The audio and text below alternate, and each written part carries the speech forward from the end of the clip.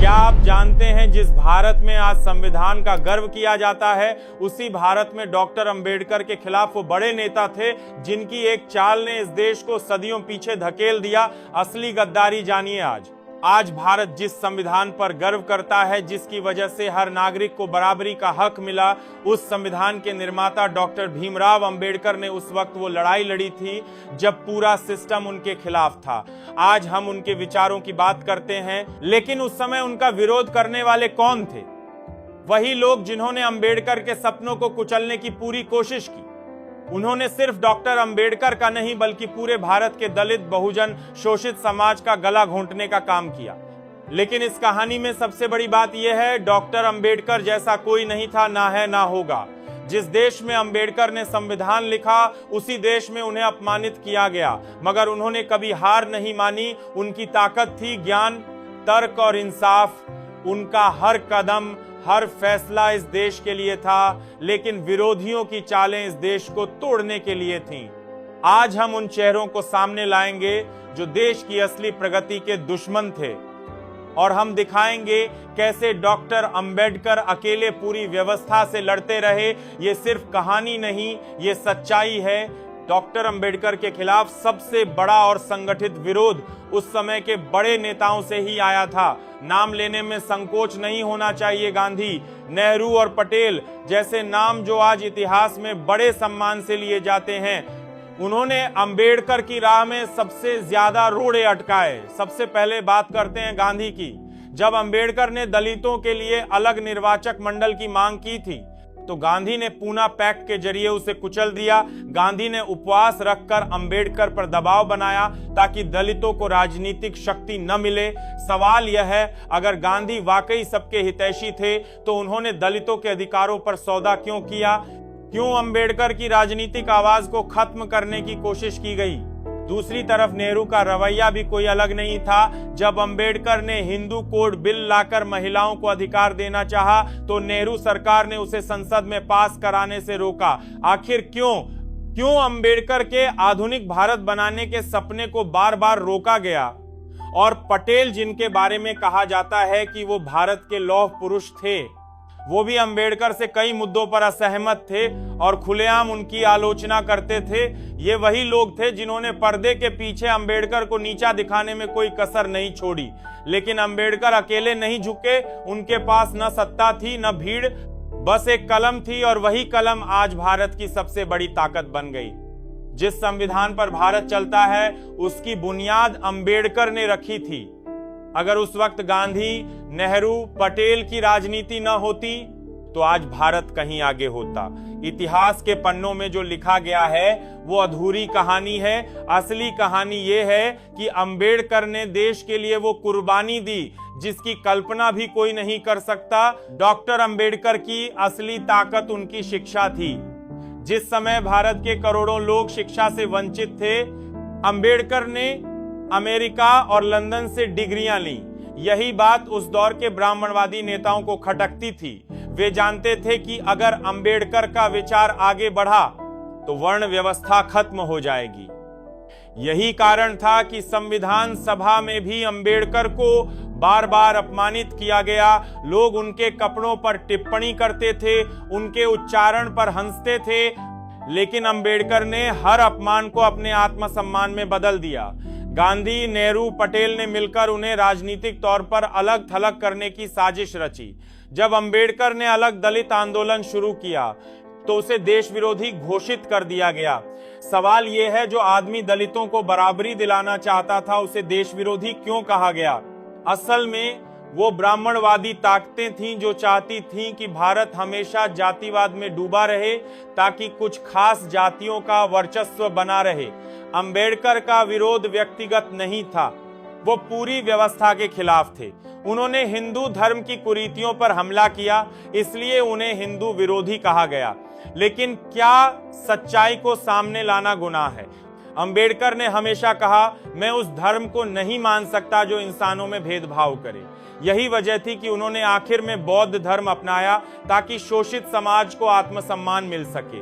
उनकी ये यात्रा सिर्फ व्यक्तिगत नहीं थी, ये पूरे समाज की लड़ाई थी। डॉक्टर अंबेडकर का जीवन सिर्फ संघर्ष की कहानी नहीं थी, बल्कि ये कहानी थी उस आदमी की जिसने अकेले पूरी व्यवस्था से लड़ने की हिम्मत दिखाई। आप सोचिए, जिन लोगों ने भारत की आजादी की बातें की, वही लोग अंबेडकर की आजादी छीनने में लगे थे।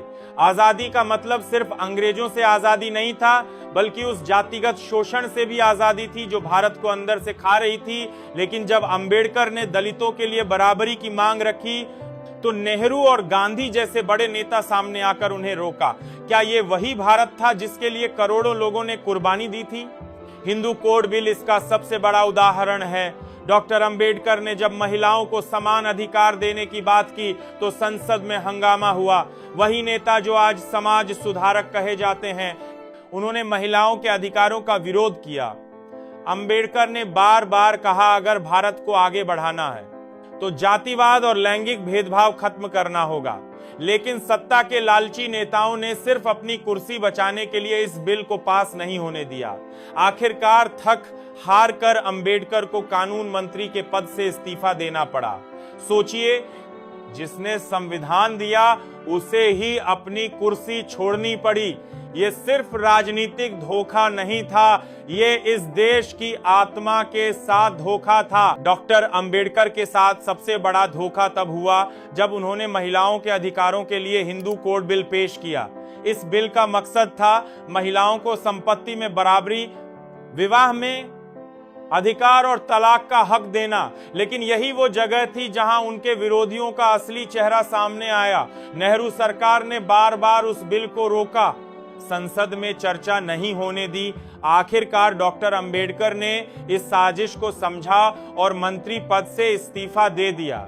सोचिए, जिस आदमी ने संविधान लिखा, उसे अपने ही देश में महिलाओं के अधिकार दिलाने से रोका गया। नेहरू ने उस वक्त राष्ट्रहित का बहाना बनाया, लेकिन हकीकत ये थी कि ब्राह्मणवादी मानसिकता इस बदलाव से डर गई थी। अंबेडकर का सपना था एक ऐसा भारत जहां हर औरत को बराबरी का हक मिले, लेकिन सत्ता के भूखे इन नेताओं ने उस सपने को कुचल दिया। फिर भी डॉक्टर अंबेडकर झुके नहीं। उन्होंने कहा था, मैं जला दिया जाऊं तो मंजूर है, पर झुकूंगा नहीं। यही वजह है कि आज भी अगर भारत में महिलाओं को अधिकार मिलते हैं तो उसकी बुनियाद अंबेडकर की कलम से रखी गई थी।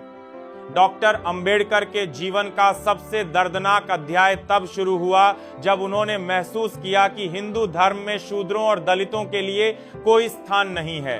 उन्होंने कहा था, मैं हिंदू के रूप में पैदा हुआ हूं, लेकिन हिंदू के रूप में मरूंगा नहीं।